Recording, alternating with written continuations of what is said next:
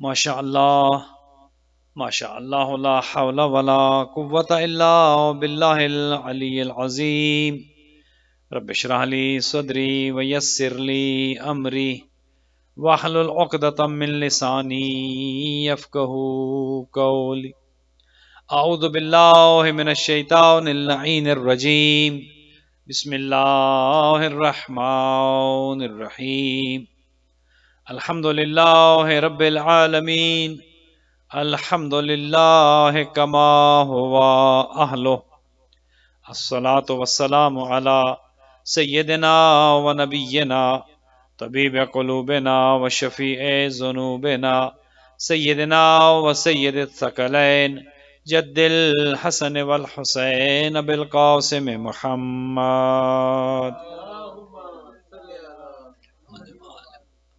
والصلاة والسلام على أهل بيته الطيبين الطاهرين المعصومين الغر الميامين المنتجبين المكرمين الذين أذهب الله عنهم الرجس وطهرهم تطهيرا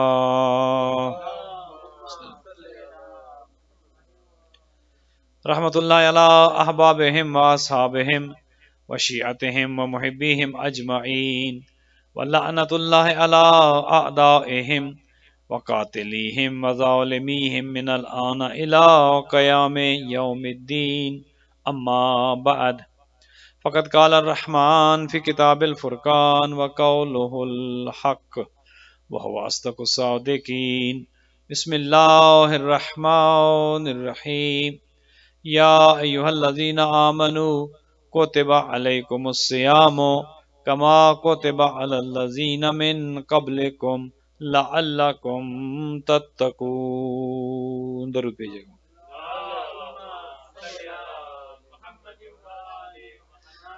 خداوند متعال سے دعا ہے کہ محمد وآل محمد آپ تمام مومنین و مومنات کے جو آج تیسرے روزے میں موجود ہیں خدا آپ سب کی عبادت کو شرف قبولیت عطا فرمائے. خداوند متعال ہمیں توفیق مرحمت فرمائے کہ انشاءاللہ آنے والے دنوں میں بھی بہترین انداز سے اطاعت پروردگار میں اپنے آپ کو مصروف رکھ سکیں اور خداوند متعال کی دی ہوئی توفیق سے شر شیطان سے اپنے آپ کو محفوظ رکھ سکیں. ماہ رمضان المبارک میں جو بنیادی ایک فلسفہ ہے، چونکہ ظاہر ہے ماہ رمضان ہے اور ہم نے کوشش یہی کرنی ہے کہ فلسفہ رمضان کو سمجھیں، ہماری ذمہ داری کیا ہے، ماہ رمضان کے روزے ہم پر کیوں واجب قرار دیے گئے. ہم نے ان تمام امور پر غور کرنا ہے اور ہم وہی غور کرنے کی کوشش کر رہے ہیں. ایک بنیادی جو فلسفہ ہے ماہ رمضان المبارک کا وہ یہ ہے کہ انسان اپنے آپ کو شیطان کے شر سے محفوظ رکھے. یہ ایک ٹریننگ ہے، یہ ایک ایکسرسائز ہے انسان کے لیے کہ انسان اپنے آپ کو شیطان کے شر سے محفوظ رکھے. ہر انسان اپنے دشمن سے محتاط رہتا ہے، ہر انسان اپنے مخالف سے محتاط رہتا ہے، اسے پتہ ہے اس کا مخالف کون ہے، اس کا دشمن کون ہے، اور اپنے دشمن سے بچنے کی ہر ممکن ہر انسان کوشش کرتا ہے. یہ دنیا کے دشمن ہیں کہ جو کبھی دشمنی کرتے ہیں کبھی نہیں کرتے، کبھی دشمنی میں کمی ہو جاتی ہے کبھی زیادتی ہو جاتی ہے، لیکن ایک دشمن وہ ہے کہ جو ہمیشہ ہمیشہ کا دشمن ہے، وہ کھلم کھلا دشمنی کرتا ہے اور اس کی دشمنی دنیا کی دشمنی کے مقابلے میں بہت زیادہ ہے. دنیا کی دشمنی اس کے مقابلے میں کچھ نہیں ہے. دنیا میں اگر آپ کے ساتھ کوئی دشمنی کرے گا ہو سکتا ہے آپ کے مال کا نقصان کر دے، ہو سکتا ہے آپ کی جان کا نقصان کر دے، ہو سکتا ہے آپ کے بزنس کا نقصان کر دے، ہو سکتا ہے آپ کی کریکٹر اسیسینیشن کر دے، آپ کی شہرت کا نقصان کر دے. لیکن جو شیطان کی دشمنی ہے، جو دشمن شیطان ہے، جو شیطان دشمنی کرتا ہے، وہ دنیا کے امور میں تو اپنا حملہ کرتا ہی کرتا ہے. سب سے بڑا اٹیک اس کا انسان کے دین پر ہوتا ہے اور انسان کے ایمان پر ہوتا ہے. اگر دنیا میں انسان کی کوئی دشمنی کرے، آپ پیسہ چلا جائے پھر کما لیں گے، صحت چلی جائے آپ پھر دوبارہ صحت مند ہو سکتے ہیں، بیماری سے آپ کو شفا مل سکتی ہے، تو دنیا کی دشمنی میں آپ پھر ریکور کر سکتے ہیں. لیکن جو دشمنی شیطان کرتا ہے اور جو وار شیطان کرتا ہے and the way شیطان attacks on the deen and religion and iman of someone, that attack is worse attack, it's severe attack. اس سے بچنا کیسے ہے. That's what the holy month of Ramadan is. So how can we make sure that we are safe from the attacks of shaitan? How can we make sure that we are self-resistant against shaitan? How can we make sure that we have immunity against shaitan? So when shaitan is coming and attacking us, we do not be a victim of shaitan. ماہ رمضان اس کے لیے ہے، ماہ رمضان اس فکر کے لیے ہے، سمجھ بوجھ کے لیے ہے. اسی لیے قرآن نے کہا کہ اے ایمان والو ان الشیطان لکم عدو مبین، شیطان تمہارا کھلم کھلا دشمن ہے. جب انسان کو بتا دیا جائے کہ تمہارا دشمن کون ہے تو ضروری ہے کہ انسان اس سے محتاط ہو جائے. تو in the holy book of Quran, Allah subhanahu wa ta'ala has made it clear for all of us that your biggest enemy is shaitan. اب اس سے بچنا ہم نے خود ہے. How can we make sure that we are safe from shaitan? That's what the holy month of Ramadan is, that we are going to train ourselves in such a way that even though if shaitan wants to attack us, we try to save ourselves against shaitan. That's what the holy month of Ramadan is, and that's how we are going to prepare ourselves. If we are not working on ourselves, if we are not preparing against the attacks of shaitan, it means that we are losing the blessed days, the days with the full of rahmah and barakah. It means that we are not getting anything out of these days. But if we are making sure that our immunity against shaitan is getting stronger and stronger every day, it means that the purpose of and the goal of the holy month of Ramadan is being achieved. ہم حاصل کر رہے ہیں کہ ہم کیا چاہتے ہیں، چونکہ ہم نے اپنے آپ کو شیطان کے خلاف مضبوط بنانا ہے تاکہ اگر شیطان ہم پر حملہ کرے تو اپنے حملے میں کامیاب نہ ہو جائے. شیطان کا ایک نمائندہ ہمارے اندر بھی ہے. اب یہ شیطان ایک تو شیطان وہ ہے کہ جو باہر ہے، جس شیطان نے حضرت آدم کو سجدہ نہیں کیا تھا اور اللہ نے کہا تھا کہ فخرج منہا فإنک رجیم، نکل جاؤ جنت سے تم مردود ہو. ایک شیطان تو وہ ہے. پھر اس شیطان کے آگے ریپرزنٹیٹیوز ہیں. He got so many of like his employees, they work for him. It's not only one shaitan. There are so many of them. جنوں میں سے بھی ہیں، انسانوں میں سے بھی ہیں who work for him. اچھا، ایک شیطان جو ہے that's already inside of us. ایک شیطان ہر انسان کے اندر ہوتا ہے اور وہ شیطان نفس کہلاتا ہے. وہ انسان کا اپنا نفس ہے کہ جو انسان کو برے کام پر آمادہ کرتا ہے. جو کام باہر کا شیطان کرتا ہے اس نے وہی جاب ہمارے اندر کے شیطان کو دے دی ہے کہ اب میرے پاس تو اتنا ٹائم ہے نہیں کہ ہر ایک کو جا کر گمراہ کروں.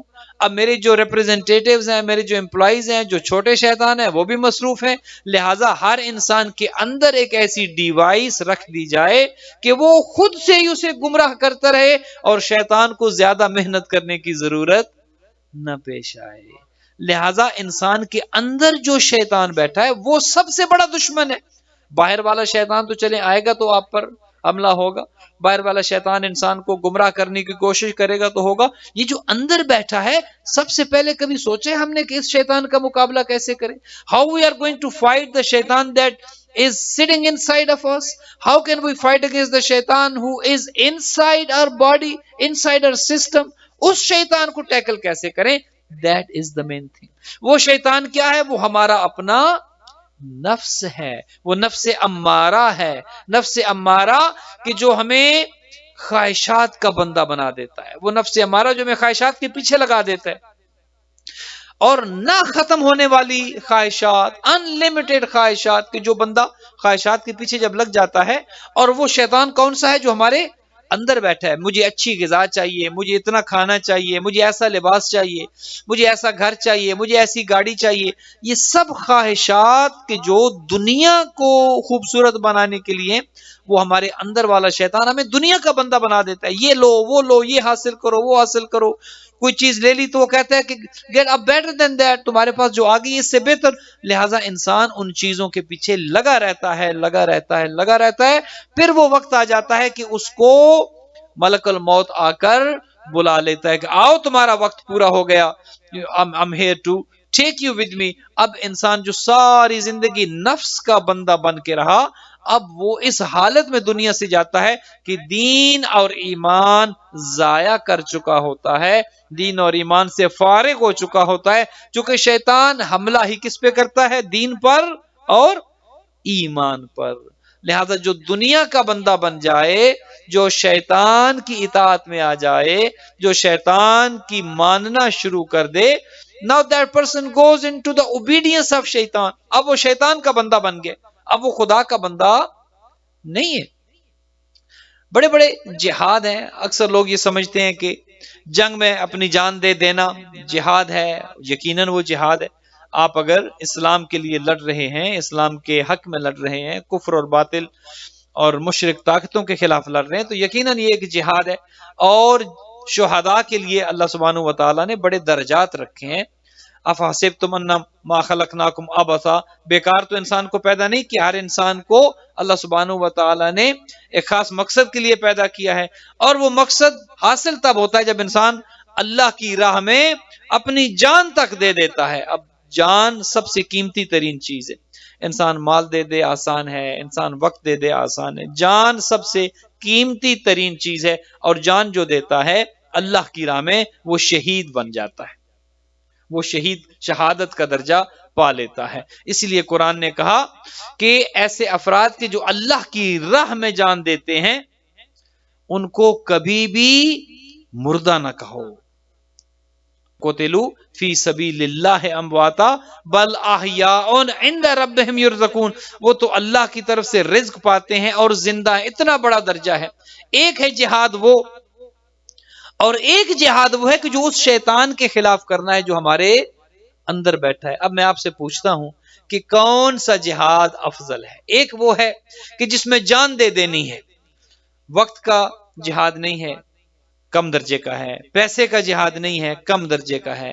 اولاد، مال و رزق، مال و دولت، صحت، یہ سب انسان اللہ کی راہ میں دے سکتا ہے. لیکن جو آخری چیز انسان اللہ کی راہ میں دیتا ہے وہ خود اس کی اپنی جان ہے. اس کی جان سے قیمتی کوئی چیز نہیں ہے.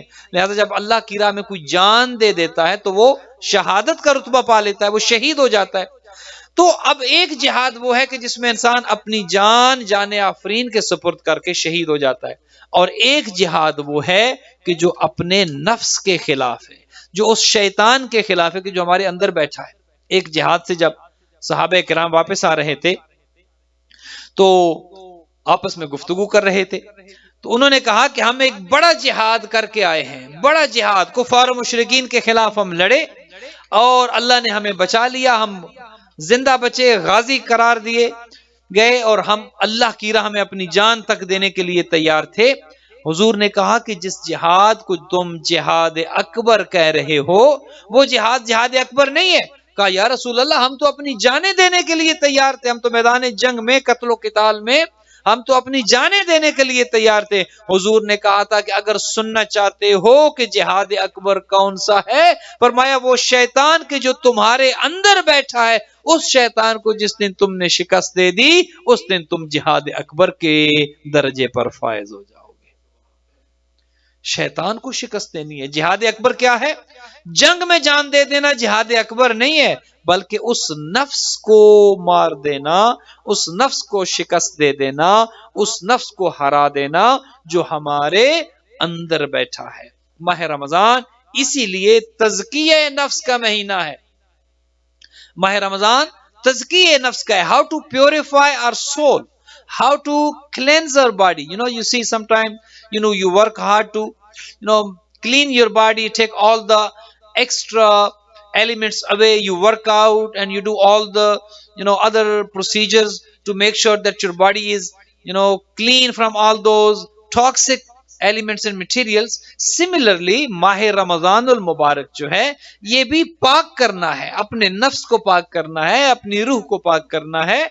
جس طرح کے ماہ رمضان المبارک کا فلسفہ یہ لعلکم تتقون کہ اے انسانو، اے مومنین، اے صاحبان ایمان، تم صاحبان تقوی ہو جاؤ، تم متقی ہو جاؤ.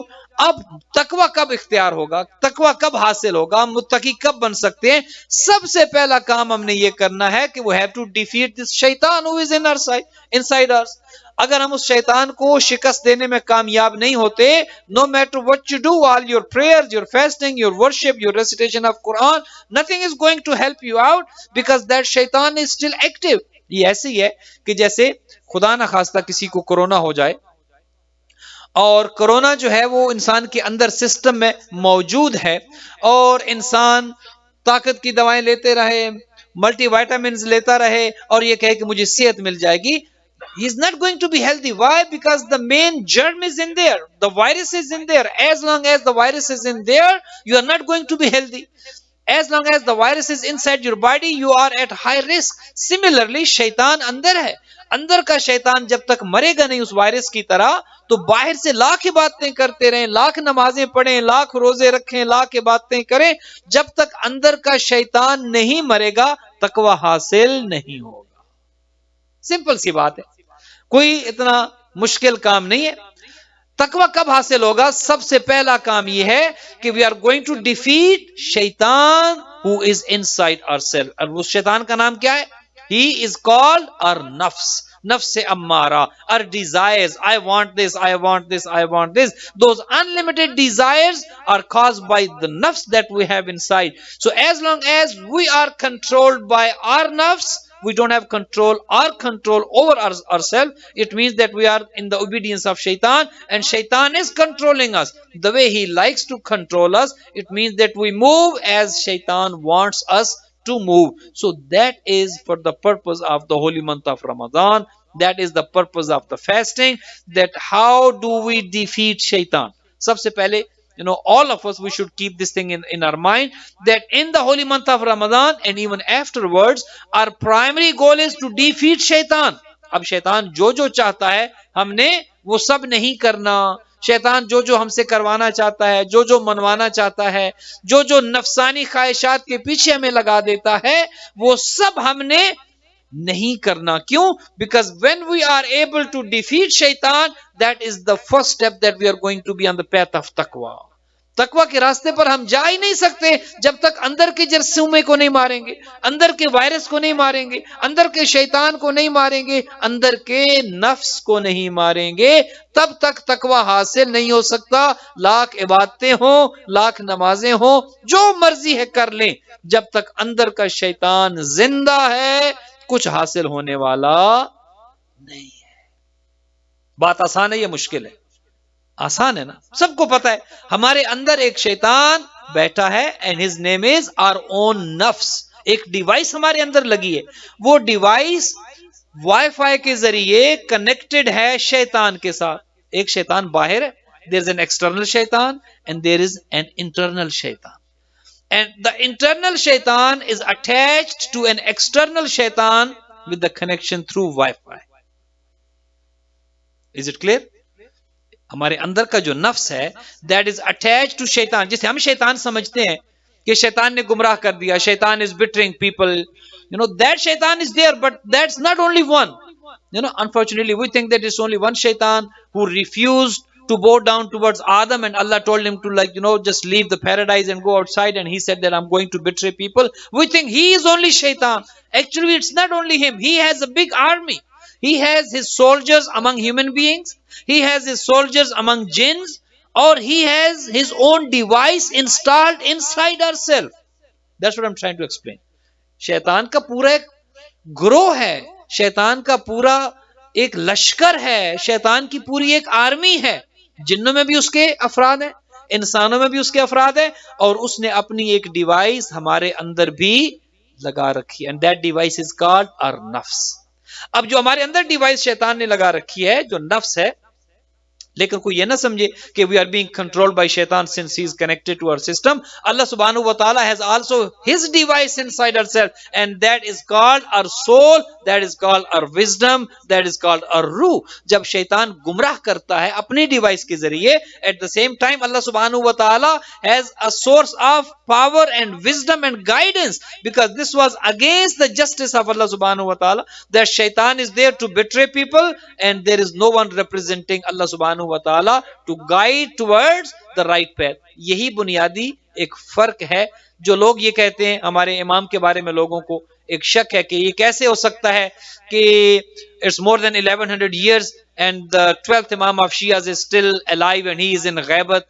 تو جب شیطان کی بات کریں کہ شیطان is still alive, تو everyone believes yes, شیطان is still alive. No one objects that. Everyone says yes, شیطان is there. He is working on people. He is betraying people. He is misguiding people. Everyone believes. But when you talk about that if you believe in shaitan, that shaitan was thrown out from the paradise, the day he did not do sajda and he did not bow down to Hazrat Adam, and he is alive until today. So Hazrat Imam Zamana ko to 1100 kuch saal ho gaye. If you believe that shaitan is still alive, the one who misguides us, if he is alive, the one who guides you, how can he cannot be alive? It makes sense, right? So the one who is misguiding human being, if he is alive, if he is still there, if he is active, it was against the justice of Allah subhanahu wa ta'ala that the guide is not there. The guide is, there are many sources of guide. There's one guide inside ourselves, our ruh, our soul, our wisdom, our aql, our brain, our mind, and there's an external guide. This is the internal guide. And then there's an external guide, that is the book of Quran, that is Ahlul Bayt, Imam Zaman, the Holy Prophet, Allah subhanahu wa ta'ala. So all these sources of guidance are also there, and all those sources of misguidance are also there. So the decision is ours.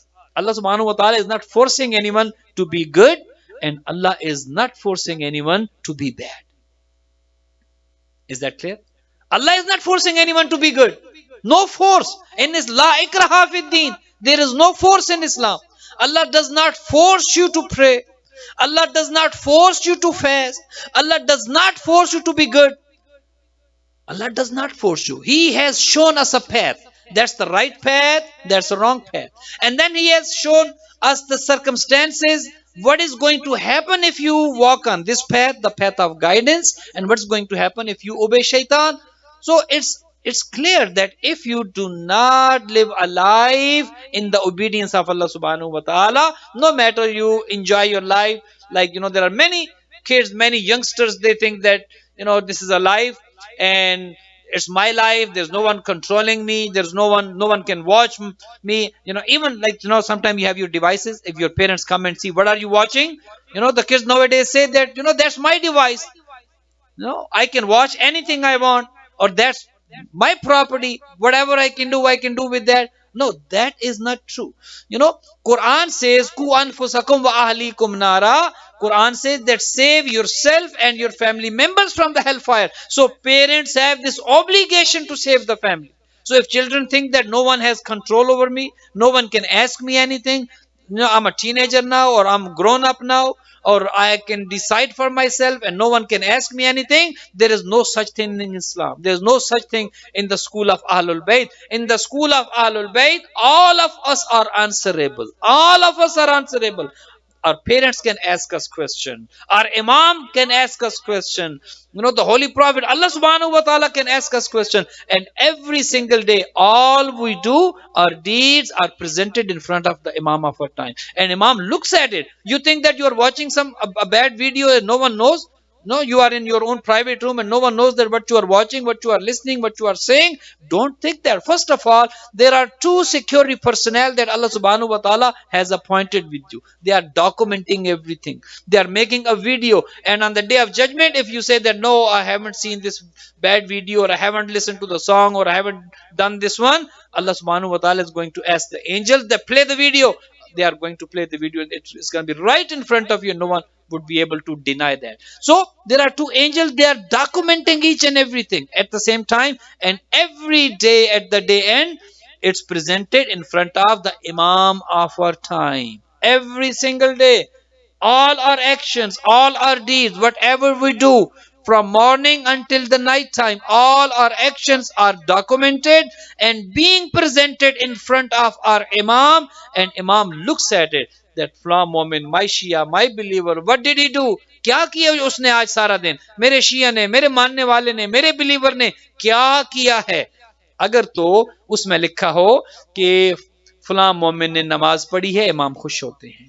اگر اس میں لکھا ہو report میں جو امام کو ہر روز جاتی ہے، فلاں نے آج روزہ رکھا ہے، امام خوش ہوتے ہیں. اگر لکھا ہو فلاں نے آج صدقہ دیا ہے، امام خوش ہوتے ہیں. فلاں نے ماں باپ کی اطاعت کی، امام خوش ہوتے ہیں. اور اگر اس میں خدا نخواستہ یہ لکھا ہو کہ آج کسی نے کوئی ایک حرام کام کیا ہے، مولا علی نے پیغمبر اکرم سے پوچھا تھا یا رسول اللہ یہ بتائیے ما افضل الاعمال فی ھذا الشہر رمضان، ماہ رمضان میں افضل ترین عمل کون سا ہے؟ Which action has the highest sawab, the highest reward in the month of Ramadan? Which one is the action that has more reward than sawab? And the Holy Prophet had replied to Imam Ali alayhi salam, to save yourself from all the haram things. How do you save yourself from the haram things? That is the best of the best action according to Allah subhanahu wa ta'ala. How do you save yourself from haram things? By looking haram, listening to haram, eating haram, doing something haram. And there are so many things that we don't even consider. Your eyes sometimes go beyond your control. A lot of people, they say, I cannot control my eyes, and they commit haram. If we are fasting, even if we are not fasting and you look at haram thing, again it's a sin. But especially when you are fasting, if someone is fasting and looking at a bad video, a haram video, or looking at someone that is not allowed to look at it, نامحرم کو دیکھنا خود ایک گناہ ہے، اور گناہ کبیرہ ہے اور حرام ہے. قرآن نے تو دونوں کے لیے کہا کل للمؤمنین یغضوا من ابصارہم. قرآن نے کہا کہ مردوں سے کہو اپنی نگاہیں نیچی رکھے، مردوں کے لیے بھی یہ حکم ہے. پھر عورتوں کے لیے بھی یہ حکم ہے کل للمؤمنات یغضضن من ابصارہم. اے حبیب عورتوں سے کہہ دو وہ بھی اپنی نگاہیں نیچی رکھے. دونوں طرف سے ہے نا کہ نگاہیں کس کی نگاہیں اپنے کنٹرول میں ہیں. حضور کے ہاں ایک مہمان آ گیا and his name was Ibn Maktoum. He was blind, he wasn't able to see. And the Holy Prophet asked his wives to just go inside. And they said, Ya Rasulullah, he can't see. He cannot see us. He is blind. The Holy Prophet said, he cannot see, but you can see him. یہ تو اندھا ہے، یہ تو نہیں دیکھ سکتا، but you can see him. So it's vice versa. عورتوں کے لیے بھی یہ حکم ہے، مردوں کے لیے بھی یہ حکم ہے. افسوس یہ ہے کہ ہمارے ہاں یہ سمجھا جاتا ہے کہ نگاہیں مردوں نے نیچی رکھنی ہے. اسی سورہ نور میں عورتوں کے لیے بھی یہ حکم ہے کہ تم نے بھی نگاہیں نیچی رکھنی ہے. اور جب نگاہیں نیچی رکھنی ہے، اس کے ساتھ ساتھ دوسرے کو آپ نے اشتعال بھی نہیں دلانا، یہ بھی حرام ہے. بعض اوقات ہم صبح سے شام تک کھاتے پیتے نہیں اور ہم یہ سمجھتے ہیں روزہ ہے، لیکن ہم یہ نہیں سمجھتے کہ ہم کتنے اور لوگوں کو گمراہ کر رہے ہیں. اور اگر ایک خاتون روزے کے حالت میں بغیر حجاب کے ساتھ میک اپ کر کے مارکیٹ میں جاتی ہے، کتنے ایسے افراد ہیں جو اس کی طرف متوجہ ہو جاتے ہیں. جتنے افراد اس کی طرف متوجہ ہوں گے اس کو دیکھیں گے. ظاہر دیکھنا حلال نہیں ہے، دیکھنا جائز نہیں ہے، تو وہ تو گناہ کر ہی رہے ہیں. ان کی تو نگاہیں قرآن نے کہا تھا اپنی نگاہیں نیچی رکھو، انہوں نے نگاہیں اٹھا لی، شیطان کی اطاعت میں چلے گئے. وہ تو گناہ کر بیٹھے، لیکن جس نے انہیں اس گناہ کرنے پر مجبور کیا وہ بھی اس گناہ میں برابر کی شریک ہے. بناؤ سنگھار کرنا ہے، کر کے گھر میں رہیں. تزئین و آرائش کرنی ہے، کر کے گھر میں رہیں. دونوں کے لیے واجب ہے، دونوں کے لیے ضروری ہے. بلکہ مجھے ابھی کہا گیا تھا کہ بعض اوقات یہ ہوتا ہے کہ بعض بچیاں حجاب کرنا چاہتی ہیں، گھر والے منع کرتے ہیں. یہ ایک اور المیہ ہے، یہ ایک اور ٹریجڈی ہے. خدا جانے ہم I don't know what we are going to be, so called modernism and so called Americanized. پتہ نہیں ہم کس طرف جا رہے ہیں. اگر ایک بچی یا ایک بچہ شریعت کی پابندی کرنا چاہتا ہے، بچی حجاب کرنا چاہتی ہے، لڑکا داڑھی رکھنا چاہتا ہے، تو گھر والوں کو تو چاہیے they should encourage him. اس کو بتانا چاہیے کہ بیٹا that's a good thing. I'm glad and I'm feeling great that you are thinking this way, because that is the سیرت of اہل البیت. اگر لڑکا کہتا ہے میں نے داڑھی رکھنی ہے تو ماں کہے گی بیٹا پہلے شادی ہونے دو، شادی تم داڑھی رکھ لو گے تو تمہارا رشتہ نہیں آئے گا. سب سے پہلی رکاوٹ گھر سے ہوتی. اگر بیٹی کہتی ہے کہ بیٹا میں ماں کو کہتی ہے یا باپ کو کہتی ہے میں حجاب کرنا چاہتی ہوں، اور ماں اور باپ رکاوٹ بن جاتے ہیں کہ بیٹا حجاب کرو گی تو حجابیوں کے تو رشتے بہت کم آتے ہیں. اس کا مطلب یہ ہے کہ first of all we ourselves are the main hindrance in the way of اللہ سبحانہ و تعالی.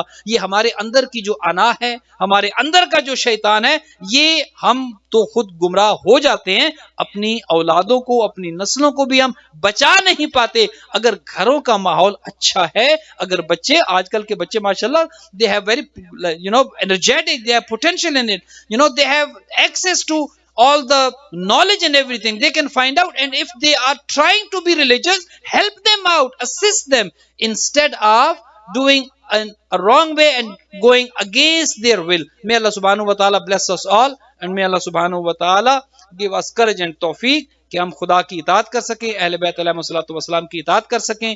خداوند متعال ہم سب کا خاتمہ علی الخیر فرمائے. آج کی افطاری جناب عاصم زیدی صاحب کی طرف سے تھی. خدا ان کے مرحومین کو جوار رحمت میں جگہ مرحمت فرمائے. خداوند بزرگ و برتر ہم سب کا خاتمہ علی الخیر فرمائے. در عباس کی انتظامیہ، والنٹیئرز، سب کو خدا اجر جزیل عطا فرمائے. دیکھنے سننے والے جتنے اس کو آن لائن دیکھ سن رہے ہیں،